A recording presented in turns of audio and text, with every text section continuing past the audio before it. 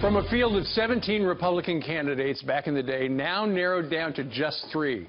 So now that 2 of the 3 remaining candidates are considered non-establishment, which candidate will Republicans rally behind? Joining us right now, somebody who knows a little bit about this is a former presidential candidate and Fox News contributor, Herman Cain. He joins us from Las Vegas. Now, Herman, when you're out in Vegas, if you're going to play the numbers, do you play 999? Just curious.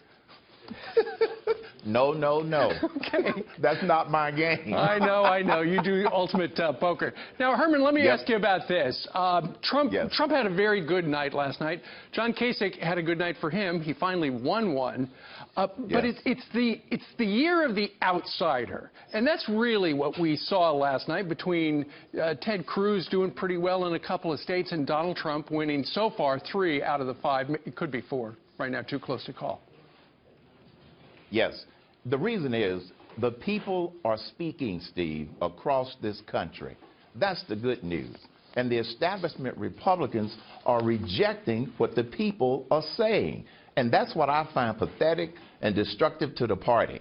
And the other good thing about this is that Trump has embodied and is embracing, whether you like him or not, what the will of the people is. They are not looking at all of the political noise. They are looking at 3 things. They want somebody who is a leader, a fighter, and a winner. And he gets criticized for not having detail, but if they go to his website, he's got plenty of detail there relative to replacing the tax code and replacing Obamacare. To me, those are the 2 biggest things that he has embraced. Sure. Well, the establishment hates him. And there's a brand new TV show on Showtime, I believe. It's called The Circus. And, you know, we're going to show folks, if they haven't seen it, a snippet of what goes on in dark parlors in Washington, D.C.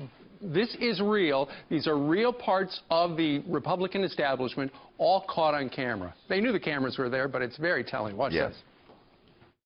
Everybody around this table that I know, we've been in every presidential campaign probably since 1980 in various degrees. And in Trump's problem, he doesn't have a compass. You don't know what his compass is. And how problematic is that for the future of the party? I think before it's all over, it's going to be hugely problematic. I talk to people all the time, as I'm sure everybody around the table does, and they say, why don't you Republicans do something about this guy? I'm sorry, this is not the Soviet Union. We can't call a meeting and decide Trump is out. And we hate that.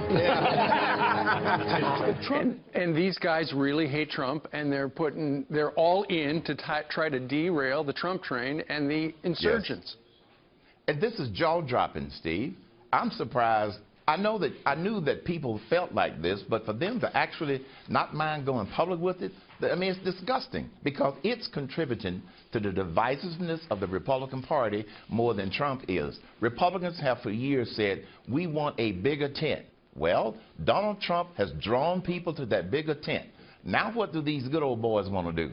They want to make the tent smaller again. But the people are speaking, and they're saying, we aren't going away. And I think that's good for the party. It's also good for the people. Well, the question is, who runs the party? The people or those guys in that room in Washington? The people run the party. And that's what those guys in that room in Washington can't tolerate. And I got to tell you, I don't think it's going to go away. And the other thing is all of these other so-called conservative elites who are lining up to try to stop Trump, starting with Mitt Romney, well, I'm telling you, it's not going to work.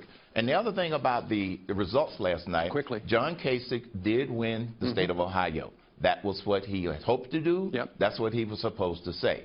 But I think for him, it gives him some leverage. Because if you all had reported, mathematically, he can't get to the nomination. Exactly right. Donald Trump can. All right. Joining us from Vegas today, Herman Cain, thank you very much.